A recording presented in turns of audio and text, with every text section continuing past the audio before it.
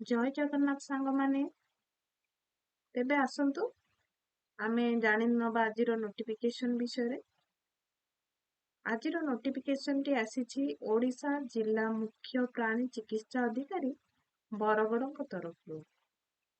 Notification T group D पदवी पाई आवेदन रा शेष तारीख होछि 22 जून 2024।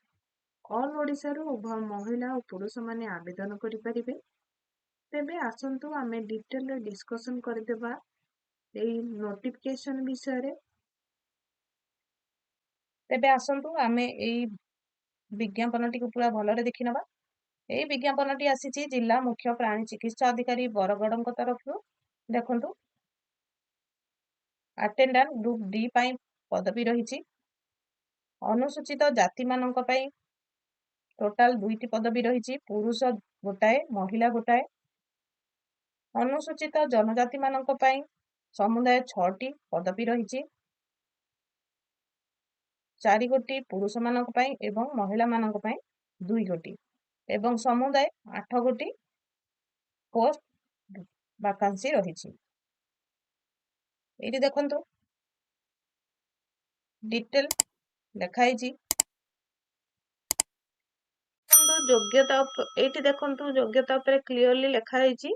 प्रथमे लिखाला प्रार्थी बा प्रार्थिनी ओडिशा सरकार स्वीकृति प्राप्त शिक्षानुष्ठान बा विद्यालय रु मध्य इंग्राजी परीक्षा किंबा ततुल्य परीक्षा रे उत्तीर्ण होइथिबा आवश्यक। तापर लिखुछि प्रार्थी बा प्रार्थिनींकर क्रमागत भावे 3 वर्षर कृत्रिम प्रजनन बा जातीय गो महिषादि प्रजनन कार्यक्रम बा एनपीसी क्षेत्र रे कार्य करिवार अनुभूति थिबा आवश्यक। जो प्रार्थी बा प्रार्थिनी आवेदन करिवे तांकर न्यूनतम तापर अछि प्रार्थी बा प्रार्थिनी भारतर नागरिक जिला स्थायी बासिंदा होइतिबे। प्रार्थी बा प्रार्थिनी ओडिया कहि पारुथिबे, पढ़ी पारुथिबे और लिखि पारुथिबे। प्रार्थी बा प्रार्थिनी नैतिक उत्तम चरित्र थिबा आवश्यक। प्रार्थी बा प्रार्थिनी एकाधिक जीवित स्वामी बा नथिबे। प्रार्थी बा प्रार्थिनींकर बयस 18 रु कम और 55 वर्षरु ऊर्ध्व होई नथिबा आवश्यक, जहाँकि 1/1/2023 सुधा। जणे योग्य गोमित्र अन्य जिल्ला रे मध्य नियोजित हेबा पाई निजर सहमति स्वीकृत। तापर देखिदबा चयन प्रक्रिया। जिला चयन कमिटी द्वारा निर्धारित नियम अनुଯାयी गोमित्र पदरे कार्य करुथिबा अनुभूति तांत्रिक दक्षता परीक्षा द्वारा परिचारक बा पद पाई चयन कराजिबो। जदि उपरोक्त पदवी निमंते कौनसी गोटिए वर्गर उपयुक्त प्रार्थिनी न मिलंती ताहेले सेही पदवी उक्त वर्गर उपयुक्त प्रार्थी मानक द्वारा पूरण। ओडिशा सरकारंकर स्थान संरक्षण नीति को कराजिबो। एठी देखंतु चयन प्रक्रिया उपरे डिटेल पूरा लिखा जायछि क्लियरली। आसंतु देखिनबा शारीरिक दक्षता कौन रहिबा दरकार।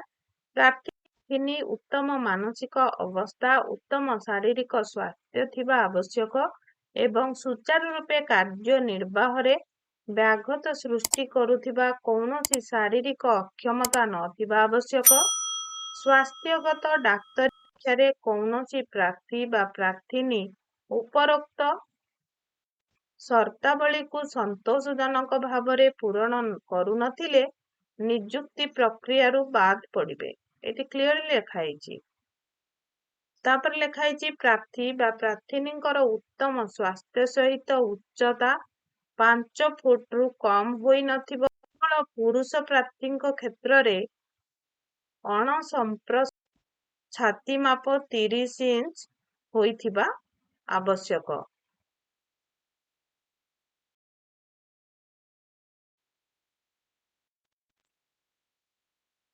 देखंतु एबे हमें अप्लाई केमती करि परिबा एई एप्लीकेशन रा। देखंतु एठी पछकड़े गोटे दरखास्त फॉर्म अछि।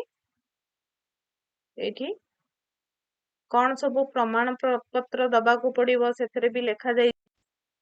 ଗେଜେଟେଡ୍ ଅଫିସରଙ୍କ ଦ୍ୱାରା ଅପଡେଟେଡ୍ ହୋଇଥିବା ଗୋଟି ବର୍ତ୍ତମାନର ପାସପୋର୍ଟ ସାଇଜ ଫଟୋଗ୍ରାଫ ହୋଇଥିବ।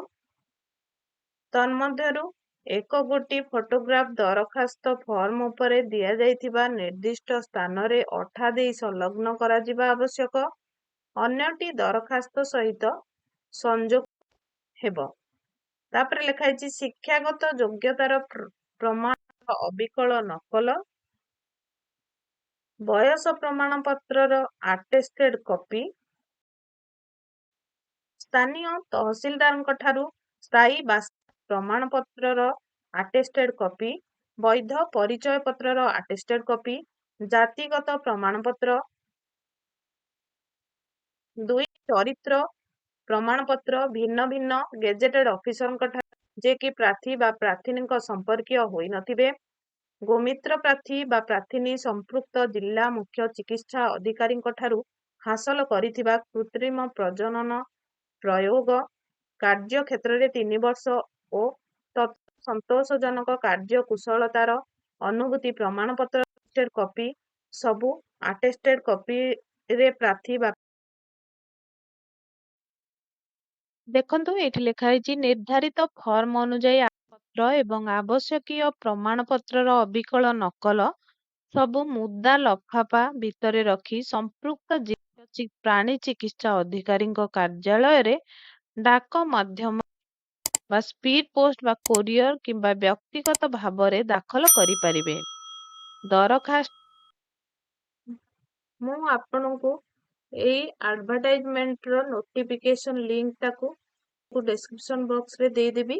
ଆପଣ ସେଇ ଲିଙ୍କକୁ ରେଫର କରିକି ଏଇ ନୋଟିଫିକେସନକୁ ଡାଉନଲୋଡ କରି ପ୍ରିଣ୍ଟ କାଢିକି ଆପ୍ଲିକେସନ ଫର୍ମକୁ ଠିକରେ ଭରି ସବୁ ଡକୁମେଣ୍ଟକୁ ଆଟାଚ କରିକି ଏନଭଲପରେ ପୁରେଇ ଏନଭଲପରେ ସବୁ ଠିକଠାକ ଲେଖି ଆମେ ଭେଟେନାରୀ ଅଫିସରେ ନେଇକି ଆବେଦନ କରିପାରିବା।